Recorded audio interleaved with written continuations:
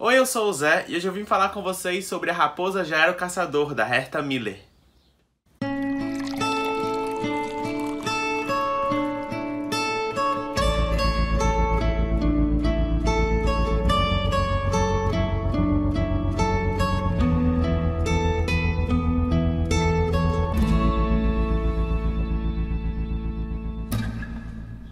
A Herta Miller é uma escritora, uma poeta e uma ensaísta que nasceu na Romênia, mas que escreve em alemão. Hoje ela mora em Berlim e em 2009 ela ganhou um prêmio Nobel de Literatura, principalmente por retratar com franqueza e densidade as duras condições de vida da população da Romênia durante o regime comunista do ditador Nicolae Ceausescu. Na juventude, a Herta foi convidada a colaborar com o serviço secreto da Romênia, mas ela se recusou e a partir daí ela começou a ser perseguida por isso. Ela passou por quase 50 interrogatórios até se exilar na Alemanha e poder construir sua carreira. E A Raposa Já Era o Caçador trata justamente desse clima de desconfiança e opressão que a Romênia passou no final dos anos 80. A história começa mostrando a relação de duas amigas que moram juntas, a professora Adina e a operária Clara. E elas possuem uma boa relação de amizade que as fazem suportar aquele ambiente paranoico onde você não pode confiar em quase ninguém. Mas um dia a Clara vai conhecer um homem chamado Pavel. Para Clara ele vai se apresentar como um advogado que possui esposa e filhos, mas na verdade ele também é um agente secreto da polícia. Já a Dina, ela participa de um grupo meio revolucionário que é chefiado por um ex-namorado dela que se chama Paul.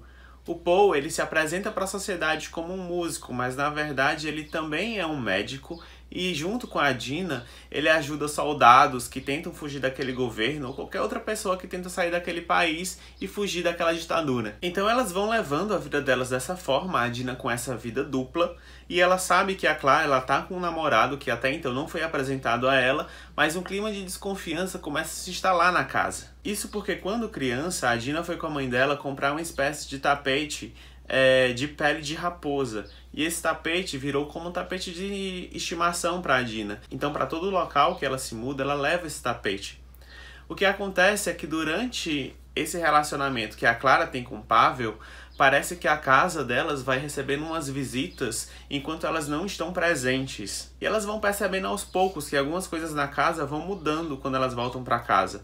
Mas o que mais deixa a Dina impressionada é que certo dia o tapete dela em formato de raposa ele vai perdendo as partes. É como se alguém entrasse na casa enquanto ela não estivesse e começasse a cortar uma pata da raposa, depois a cauda da raposa, e ela começa a ficar muito assustada com isso. Porque essa pessoa que está entrando na casa, ela não entra só na área comum, as duas moradoras, ela entra no quarto da própria Dina e ela começa a ficar desconfiada se essa pessoa está entrando apenas quando elas estão ausentes ou se ela está presente também quando elas estão dentro de casa. E a desconfiança que vai crescendo à medida que esse tapete de pele de raposa vai sendo destruído é que vai ser o centro dessa história.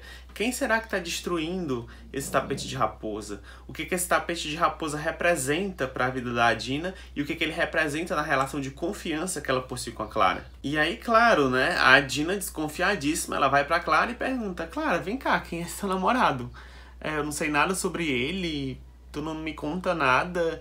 E a Clara, claro, vai entrar na defensiva, né, vai chegar de lado, dizer: não te conto porque ele é casado, ele tem uma outra vida e eu não posso ficar contando assim sobre ele, o que ele faz, o que ele é. Fora isso, a gente vai acompanhar o dia a dia de outros cidadãos romenos que possuem várias profissões. E sempre naquele mesmo ciclo onde os superiores fazem o que querem com seus inferiores. Como, por exemplo, o dono de uma fábrica que estupra todas as funcionárias dessa fábrica, ou mesmo um diretor de uma escola que ele assedia as professoras e caso elas não cedam aos caprichos dele, ele ameaça denunciar as professoras pelo que elas estão ensinando dentro da classe. Então é esse tipo de autoridade que manda e desmanda dependendo do seu humor no dia. Então vai ter muito de miséria, corrupção, exploração humana, humilhação, é muito forte. Sobre a narrativa, o que eu posso falar desse livro é que ele não possui uma narrativa muito simples, muito fácil. Ele é como se fosse um tipo de poema sobre o terror. Esse livro ele possui muitos personagens e cada personagem tem a sua particularidade. Mas o que vai ocorrendo durante a leitura é que parece que essas particularidades vão se misturando. E aí eu tirei a primeira impressão do título, A Raposa Já Era o Caçador, porque os personagens vão se transformando em outras pessoas. Ele também é um livro que trata muito sobre a dissimulação. sobre o que está escondido dentro de uma ditadura e sobre a capacidade do medo de influenciar o comportamento das pessoas. E a interpretação que eu tive sobre a perda das partes da raposa, além dessa questão literal que ocorre no livro e da questão da amizade delas, também me tomou muito da questão de metáfora do medo que cada um de nós traz dentro da gente e essa perda de nós mesmos pela intervenção do outro. E um outro esse que às vezes a gente nem sabe quem é. Eu não sei se isso ficou entendível, se vocês conseguiram captar, mas foi o raciocínio, a interpretação que eu tive dessa leitura. E por falar em metáfora, esse livro ele tá repleto de metáforas. Cada frase desse livro é muito depurada, é muito elaborada, a estrutura é muito envolvente. E mesmo que de início você não consiga entender muito bem o que a autora tá querendo passar no texto, à medida que você vai lendo, por ele ser tão envolvente, você não conseguir largar, mais pra frente você começa a compreender e o que tá lá no início faz sentido.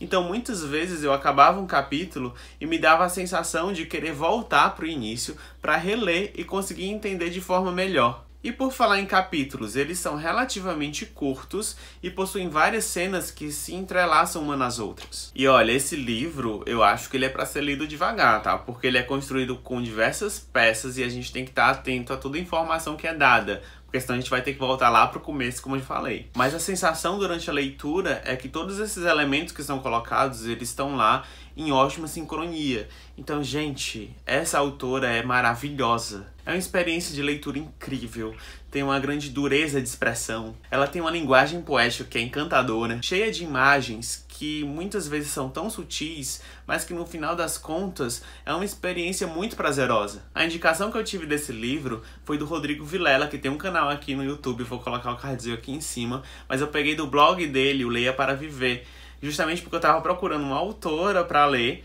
que não tivesse muito no hype, e foi aí que eu encontrei a Herta Miller. E quando eu lancei o vídeo dizendo que eu tava interessado em ler essa autora, eu conversei muito com a B de Barbárie, a Bárbara, que também tem um canal aqui no YouTube, tá aqui o cardzinho, que ela também já leu outro livro da Herta, que ela teve a mesma impressão que eu quanto à narrativa. E uma coisa que me chamou muita atenção na narrativa é que parece que o ambiente também é um personagem muito importante, porque seja verão, ou seja inverno, seja dia ou seja noite, parece que aquele lugar, aquela Romênia, ela é um personagem que sempre está trazendo medo e terror. Então as próprias folhas das árvores, elas são descritas como se fossem navalhas a ponto de te cortar. O inverno é aquele frio que te faz morrer e o verão é aquela coisa seca, poeirenta. Então parece que o clima também é muito pesado. O clima ajuda as pessoas a se sentirem mal ali. Quando eu soube que essa leitura que ela fez, que não foi desse livro, foi da mesma autora, também foi muito boa, eu fiquei mais interessado ainda em conhecer as outras obras da Herta. Então, se vocês conheceram outras obras dela, comentem aqui embaixo. Se vocês já leram A Raposa Já Era o Caçador, comentem aqui também o que é que vocês acham desse livro. Se vocês conhecem também outras autoras que se assemelham a esse tipo de escrita, me digam aqui embaixo. E não se esqueçam de curtir o vídeo, nos seguir nas redes sociais que vão aparecer daqui a pouco. E até a próxima. Tchau!